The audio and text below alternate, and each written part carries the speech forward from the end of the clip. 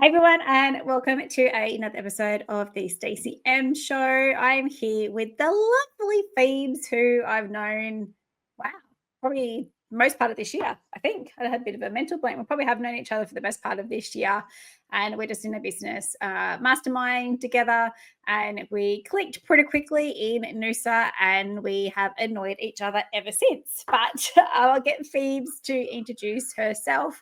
And today's topic is in relation to narcissistic abuse, using court as a tool of controlling people still. So pretty interesting podcast, and it's coming from Phoebe's point of view as having to actually, unfortunately, go through this with somebody. So Phoebes, I'll get you to introduce yourself, and we'll start the show. Yeah, hey Stacy, it's so good to be on the show. Hello to all the listeners. I am delighted to be on the show today on the StacyM Show. I'm Phoebe Lay, founder of Thrive and Shine Co. and agency Targeted 360 Digital. I run a digital marketing agency and do all things social media and LinkedIn lead generation. And I also have my own podcast where we share raw and inspiring conversations with other global experts and authors, speakers, and the like. And it's called Inspire to Thrive and Shine. Thank you, Phoebe. So I don't even know how we started to come up with this, but we've been planning the podcast for a little while now, and it's probably just my background with family law, and that's probably like how the conversation got started, because it's not usually a conversation that you start with somebody randomly that you know from a business perspective, I suppose. So we're obviously comfortable enough with each other to start it. But when we first met, Phoebes did say that she had been in a really controlling relationship, and she had only just finished the court process attached to that relationship. So today, I'm obviously big on, I have the narcissist playbook and manipulation. I think the word narcissist is probably really overused, but it's the term that most people refer to. So I do refer to like manipulation as well, or just someone that's really, really toxic. But using DV and also using court as a tool of control to keep control of the person that they're trying to force through court, which probably didn't really need to be there, or it didn't need to drag on as much as it could, because they were just kind of, being horrible. So in this case, we're just going to share a little bit about Phoebe's story to what she's comfortable with, and what she's found useful, and how we can help other people in this situation, both from a male and a female perspective, because it's not like it's pro women, pro men. In Phoebe's case, it was the other person was a male, but in my case as a lawyer, I'm getting a lot of males coming to me with the female being that toxic person. So but I'm sure that there's going to be tips that you can take away to today if you are in this relationship, or you know that someone that is. So Phoebes, I suppose, before the whole court thing happened, can you tell us a little bit about maybe the life inside the relationship? At the start, was it all rainbows and unicorns, and then it like turned, and you kept doubting yourself? Like, what's the how can you share a little bit about the start of the relationship? Well, I think everyone's experience with, like domestic violence or narcissistic abuse, or even just psychological and emotional abuse, is going to be quite different, but similar at the same time. And across the board, from all the different people that I've spoken to, including on my podcast and, women in my community, I think one of the big things that a lot of people will relate to is that feeling that you are on cloud nine at the beginning of the relationship. It feels like you are with your soulmate. It feels like this person understands you more than anybody else in the world. And usually they are very, very good at making you feel like you are their one and only. Lots and lots of sweet talking, acts of, like grand gestures. I think I was going through like a cloud myself before I met that person, because I was experiencing a lot of heartbreak from the loss of my grandfather, my best friend, and I kind of like drifting apart a little bit, and also my boyfriend and I, who were living interstate at the time, like slowly, ending things from a long distance relationship. So this person comes in and like kind of really makes me feel like, I'm loved, and I'm like everything to them, and they make themselves pretty much indisposable would be the word. They are helping you in every area of your life, being your best friend, maybe helping you with your shopping, maybe helping you with, your business if you have one, and potentially giving you lots of gifts. I was receiving gifts that were unwanted. And the early signs that I ignored were really subtle threats like, you better not return that or I'll be really mad. And subtle hints of violence that I didn't even experience, or that I didn't even see, rather, that I didn't even notice until it just slowly got worse and worse and worse. So I think a lot of your listeners will probably resonate with the fact that it's gradual, it's subtle, and the love bombing in the beginning is so intense that it becomes an addiction. You start to really get hooked on that feeling, on that high, and that feeling like you are somebody's, number one girl, essentially. And essentially, like, what I experienced was several awareness points where I started to realize, this isn't right. This person is not healthy. This is not right for me. And each time I tried to leave, the love bombing would intensify, or I personally would just struggle myself because I wasn't in a state where I was fully healed before I entered that relationship. And there were things that I hadn't dealt with. And so I became very, very, I guess, weak to, walk away. And so, yeah, like, there's so much we could talk about that and unpack right there. But from my experience, there was a lot of love bombing, and leaving was very hard. And it was, like they say, on average, it takes at least a minimum of 7 times on average for a person to leave one of these types of relationships. And for me, it was definitely the case. And what do you think was the moment where you realized, for that 7th time, for example, did you think that something had to, like, you had to approach it differently? So this one was successful. And I suppose, what was the turning point in your mind where it's to go, wow, okay, this isn't normal, and I need to start to prepare to leave, or I need to work out how to end the relationship with this person? What was the process that you had with that? I think for me, there were moments of realization where I was like, okay, this is getting quite serious. And, there were points where I was starting to piece things together, but the pain of being apart was so intense, because they say it's like being on a drug. It's like a full-on addiction, equivalent to a heroin, they say.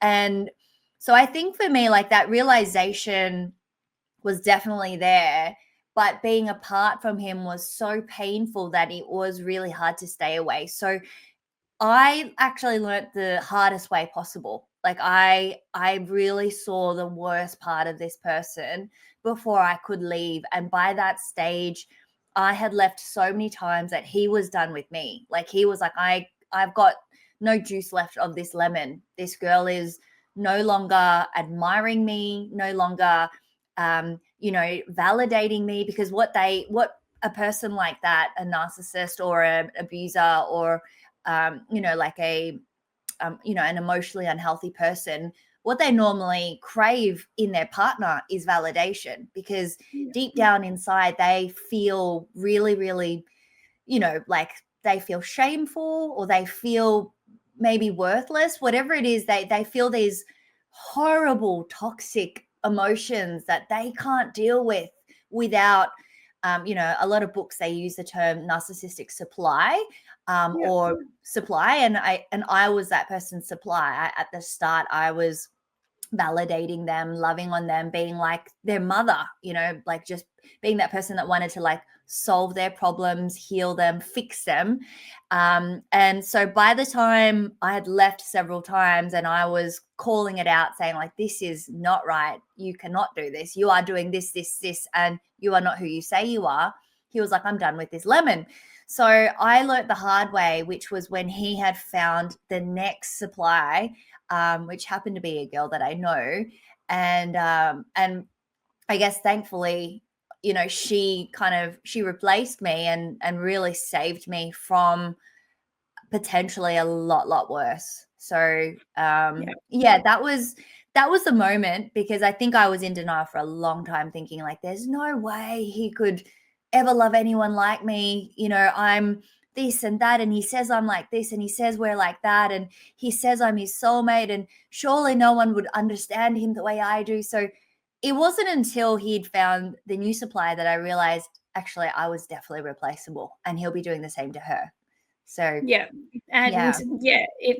it's great that you're out of obviously that situation. Maybe not so great for your friend. We don't know what that situation is, so we could go any way of conversation with that side of it. But I suppose for you, it's also, we use the word lucky, and I'm not quite sure whether that's the right word or not, but that, because you had so many attempts, it was like, as you said, like you weren't the supplier anymore, like you were the too hard basket. She's catching on to this. I now need to go find somebody else, because not everybody kind of has that opportunity either. And I know whether opportunity is the right word to use there either, but some people don't have we'll use the word opportunity for the person who is the toxic person in the relationship to kind of give up, because sometimes that person will just stay there and then absolutely, like, as you said, trying to take friends away from you or isolate you from family, and then trying to make you have no self-esteem left, and ripping absolutely everything out of inside of you. And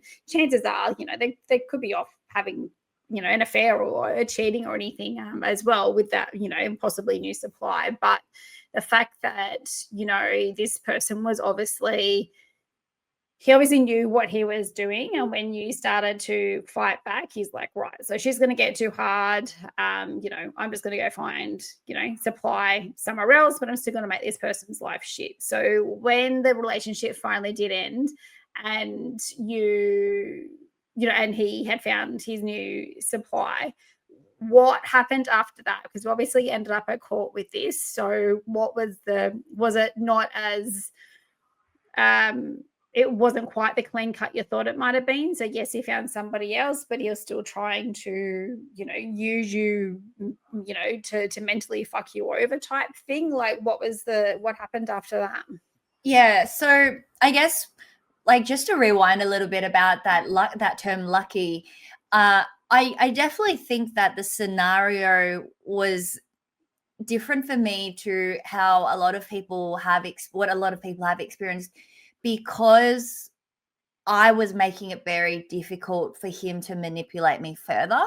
So yes, I was definitely manipulated, and I definitely fell for the spell like most people do.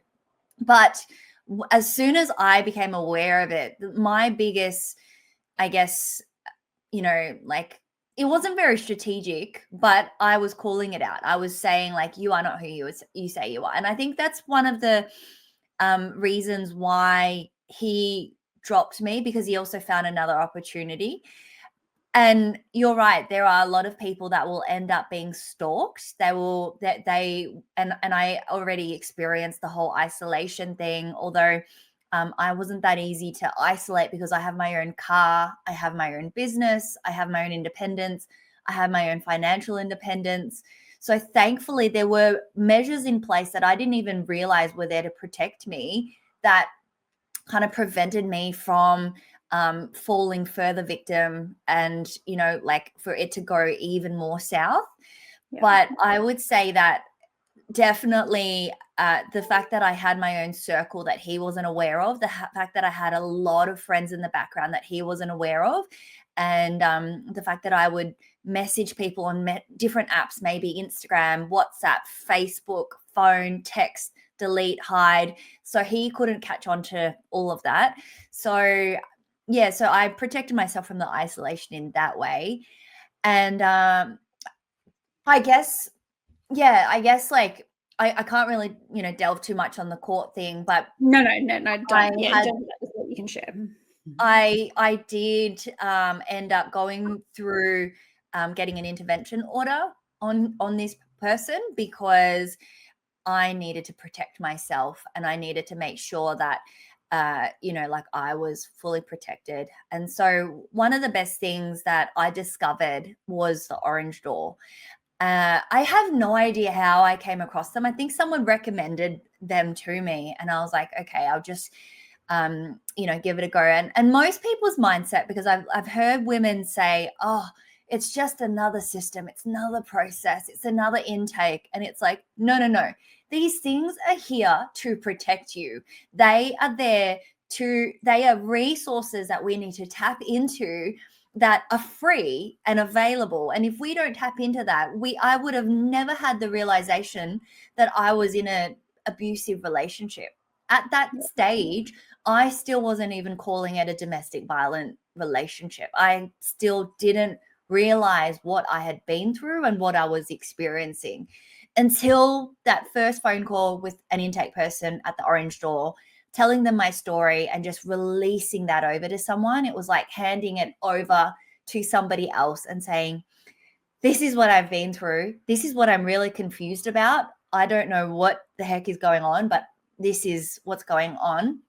And that led to this uncovering of resources. Like, so many free resources are available out there for people that are going through this, no matter, like whether you are earning an income, living on the street, or working at Woolies and Coles, you have access to this. And I think that if you have access to something that's going to support you through probably one of the most difficult things that you'll ever go through in your life, take it, because that is your key and your door. And I guess the one thing that I've been told by many different professionals is I was lucky that I was really utilizing everything that I could to pull myself back up. So it was things like the orange door. It was things like, family violence services that I can't name, even legal assistance services. And I, Stacy, I learned a whole lot about the law, family law, and how people can use it to manipulate others. And essentially, I just took it to the full degree that I wanted to. Past a certain point, I said to myself, I'd already lost so much time and money to this person. I didn't want to spend a single more, not another dollar on wasting my energy and my time on this. So I took it to a certain point and I went, I'm going to leave it if it requires anything more. And the message was clear. Like, the message was clear. It was like, don't F with me. Yeah. And he left, and I've never heard from him since.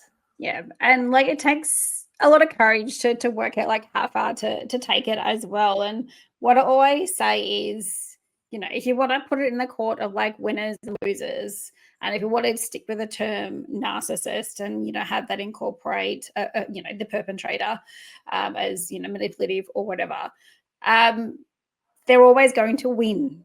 Like, they're never going to lose. And so one of the first things I say, it's like, we could do anything and they're going to still think that they're going to win. And you know what? Like, let them win. If that means something, it's not necessarily saying that they're going to win, but if they think that they have won, then let them think that, and is your energy and your time and your money for the next however long period going to be worth it fighting out in court over like a property settlement or a divorce or an AVO or an ADVO or whatever?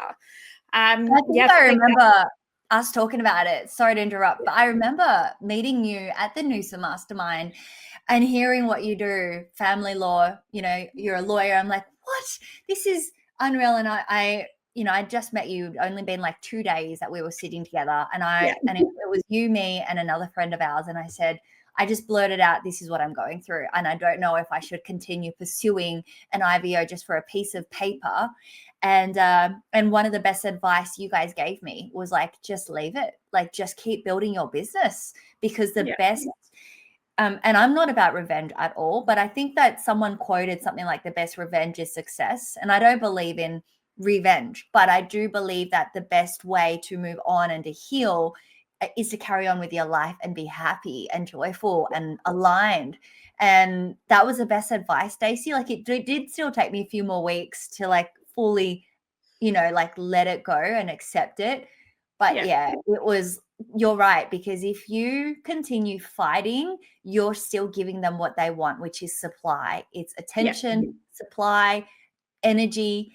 But the moment you're like, no, here's my hand, I don't want to have anything to do with you, you go and take whatever you want and continue with your life, you have essentially in a way won the battle, if you want to see it as a win or a lose. But there is no battle if you realize that you are now no longer, you have nothing to do with that person anymore and you're free. And that's the best, that's the and best it's easier said than done. Like,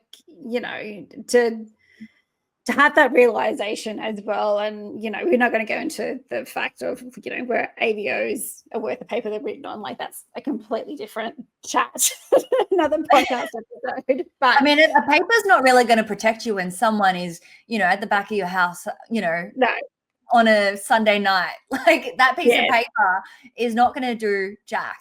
If that person wants to come and harm you, the piece of paper is not going to make a difference. And that's kind of where, like, there's pros and cons of that as well. I said, I'm not going to go into that route because we're going to get totally sidetracked. But it's easier said than done, kind of walking away from something. So I know some people are in, you can't even deem like a situation is subjective, I suppose. So what you experience, maybe I would have experienced that worse and I'd still be in a relationship, or, so everyone is a little bit different in how they're brought up and how they're educated, and how well the manipulator is, how well they've isolated people. So, you had friends you didn't know about, you had business. So, you kind of have those lifelines out there. And I can completely appreciate how difficult it can be. Some of the things that we get is, it's not good and it's not bad, but, I don't want to have to like lose the house. And then, what are the kids going to think? And so it's like people stay in them because they might not necessarily be physically abusive. They might be happy.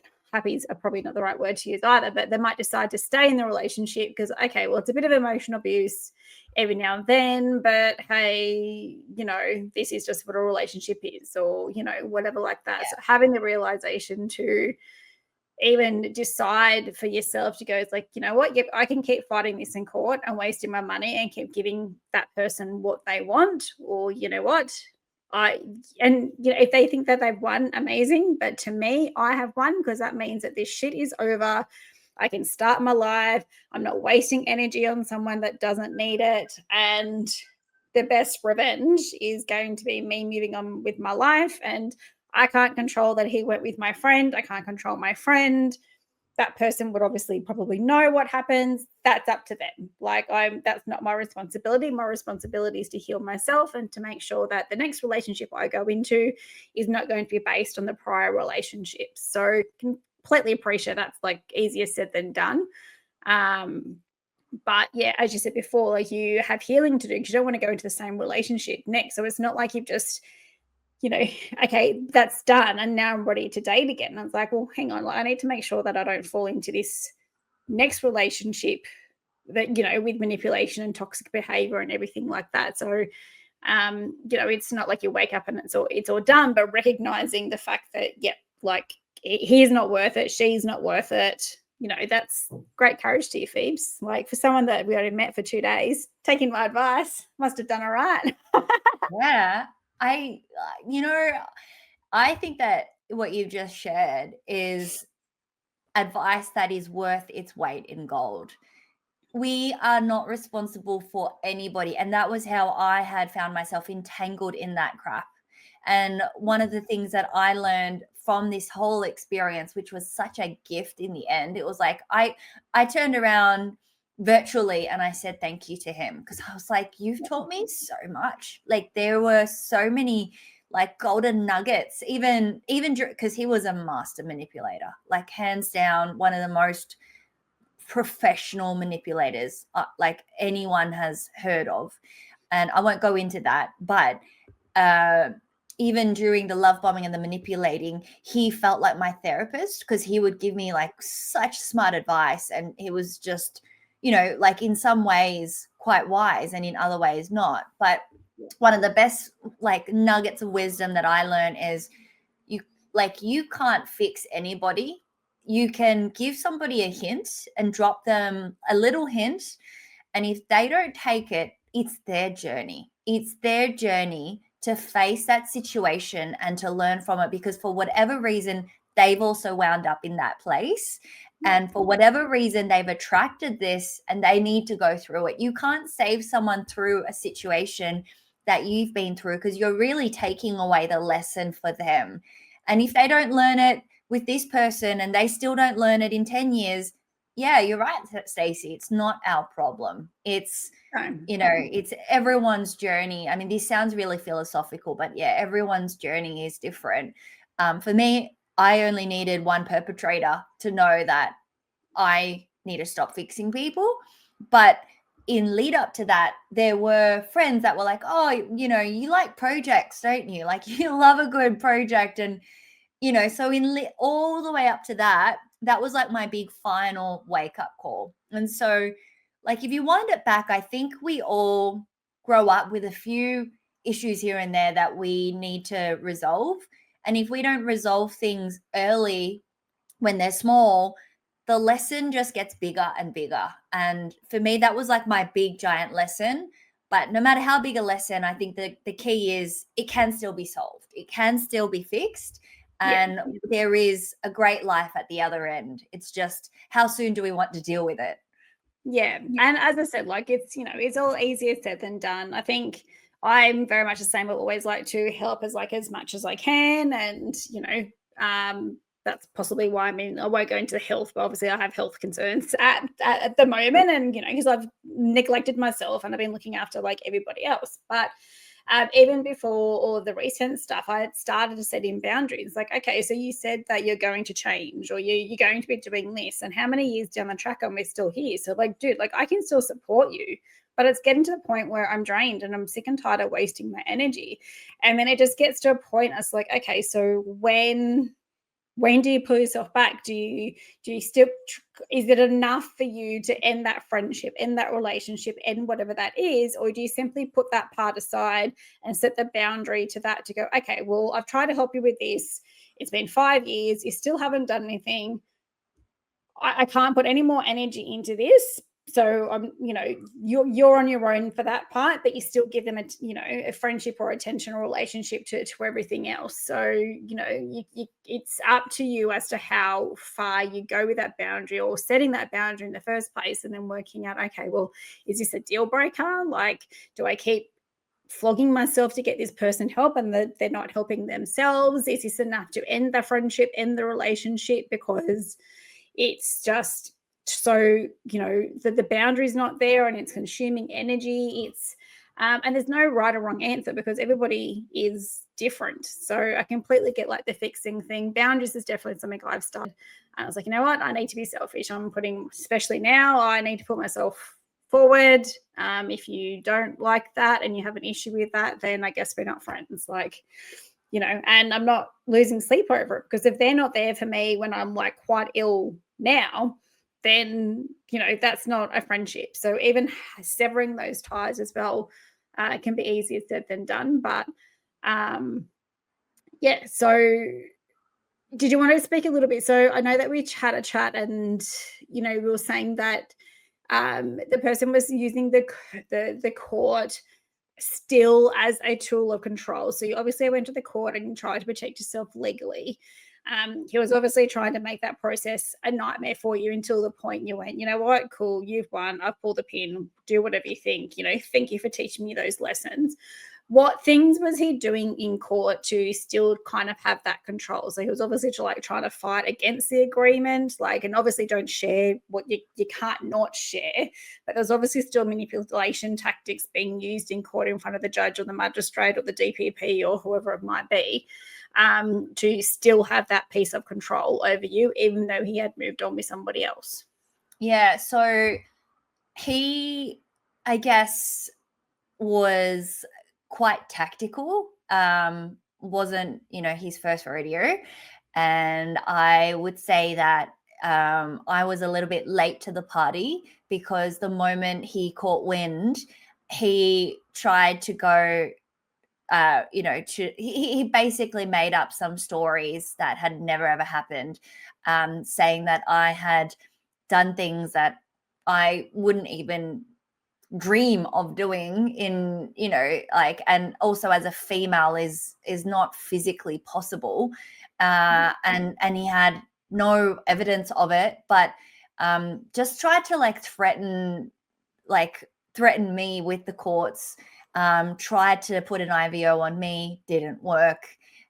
Tried to basically threaten me with legal fees of $48,000 or something ridiculous, saying that if you don't drop your IVO, you're going to have to pay for mine, pay for my legal fees because you're wasting time by pursuing this, even though he wasn't willing to drop, his lies, whereas mine was all based on, real scenarios.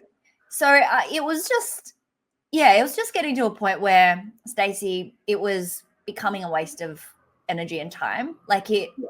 And for a lot of people who go through this, when you've been through so much trauma and stress, it becomes this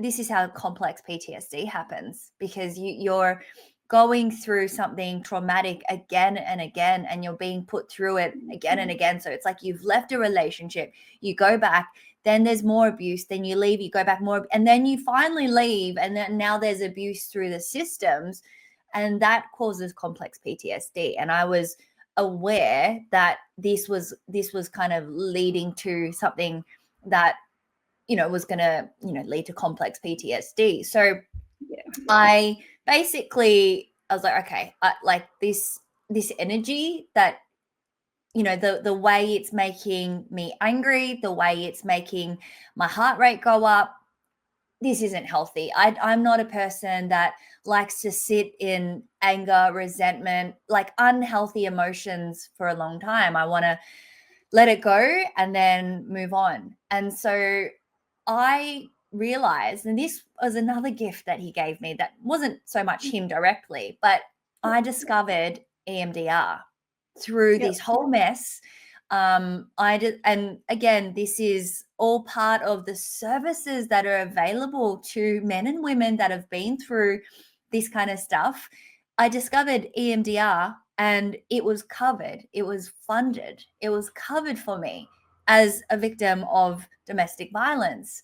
So thankfully, we addressed all of this really quickly, and that started to actually resolve and address some earlier, even some childhood issues, even like memories of like me in the playground, accidentally bumping into someone in the playground where they hurt their ear and I told myself I was a bad person, that kind of stuff.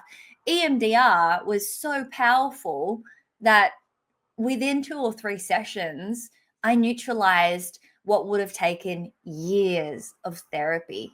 And it's like the gold standard, I guess, trauma healing tool I would ever recommend. Like, I think out of any type of therapy, especially when you compare it to talk therapy, which is not only, to me, not very effective, but it's re-traumatizing for some to have to re-talk about an event. EMDR is quick, within 60 minutes, just from moving your eyes left to right or holding buzzers on your left and your right hand and activating the left lobe and the right lobe of the brain, you're desensitizing an event or an experience, and you're basically, you're relearning that something isn't as bad or as traumatic as it is. So yeah. And it's very simple. So I became a clinical hypnotherapist last year. I don't remember. What year. This year or last year, I can't remember. But very similar. So EMDR is something I would love to be able to do. But again, not a psychiatrist, not a psychologist, not looking into getting fights with them. But very similar to the EMDR, it's that, you're not necessarily reliving. You're just kind of changing the story a little bit to make it a little bit less what you're remembering. So like desensitizing yourself as opposed to, we're not like, pretending that it didn't happen, but we're just changing the story a little bit. And that's the whole reason I had studied it, because it's so relevant. Or like, we're not taught trauma-informed anything at uni. And I still don't think it is. So to, from a lawyer, I suppose for me, it wasn't just enough being a lawyer. So, it wouldn't have been enough for me to go, okay, well, this is your problem, not mine. Do you want my help? I'm a lawyer. I don't care what you feel, give me your instructions and on your way. The fact that there are so many different services out there, don't be ashamed to use them. Like, they are there for a reason. I don't care whether you have a job and you think you should be paying for something. Like, if you're feeling bad for that, then maybe you can pay. Maybe you can make a donation. Like, I don't know, whatever it is. We don't have the orange door here. That might just be a Vic thing. There's plenty of other services around that would be very similar, though.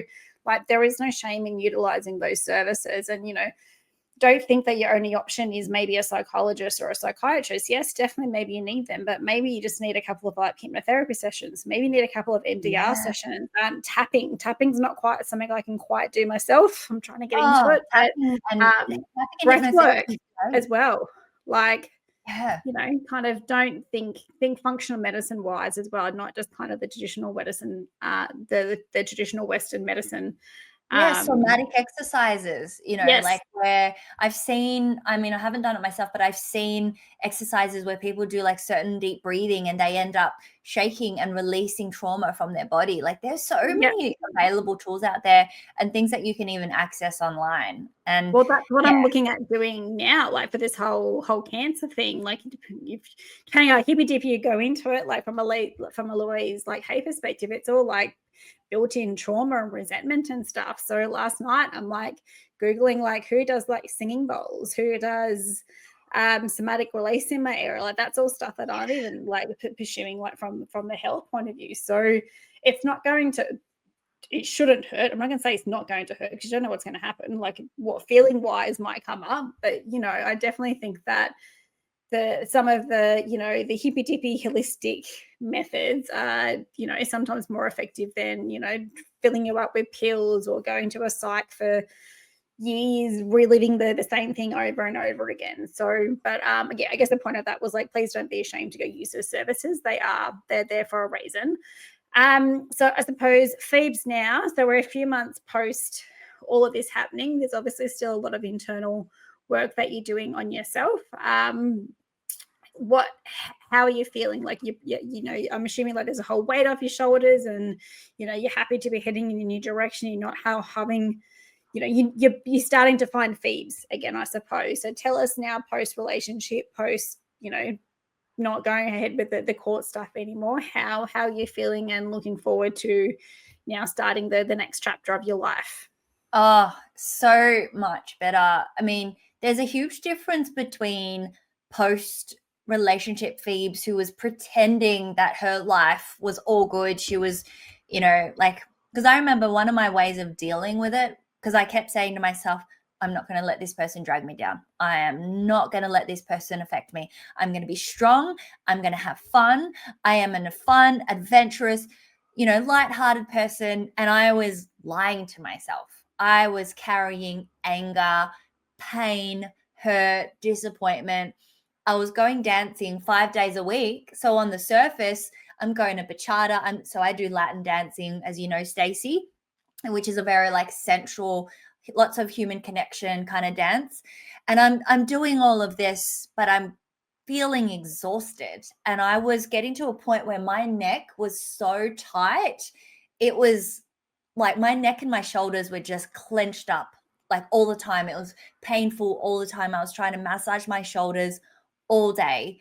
And it was all that stress. It was all that trauma. It was, all the negative emotions that I knew was bad, but I still couldn't control, because it was sitting there in my chest and it needed to be released somehow, but I didn't know how. I just knew that I was aware of what was going on. Like, I had that awareness, but I also knew that it was going to be a process. And still, it's been over a year now, but that healing is a journey that continues and it continues and it gets smaller and smaller. But I don't think that we need to expect to get to a point where it's like, that's done with, I'm all done.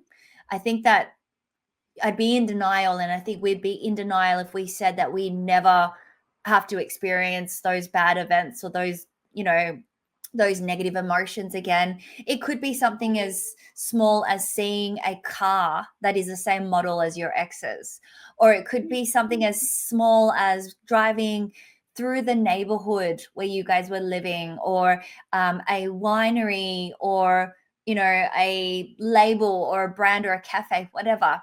But there will be triggers. It's just that they get less and less and they get smaller and smaller. I actually, funnily enough, a couple of days after the court thing, ran into my ex.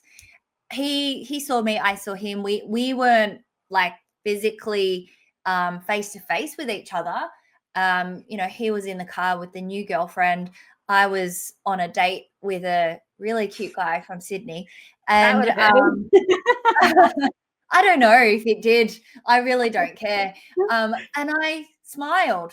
And I had no idea I was capable of not breaking down if I saw him on the street. I thought in my mind, I was like, if I ever run into him, I'm probably going to freeze, and I'm probably going to like be, I don't know what I thought, but I didn't think it was going to be the way it was. It was 2 days after court, and I saw him, he saw me. I looked over at the new guy I was with, and I just smiled, and I thought, how good is life? Well done. I was like, oh, I'm so happy I'm here, and he's still there, and poor her. But anyway, and carried on, and the date was awesome. But the point is, and it's been a year even since then, since running into him. And I think that there are still things that will be triggering, that will make you feel like, oh, like, how does someone like that exist? How can they do such a thing? Or how could I have been so, silly or vulnerable or whatever, naive? You might have those thoughts, but you can still carry on with your life and have a great life. And yes, there will be times that where you get distracted by those maybe thoughts or emotions, or those negative feelings.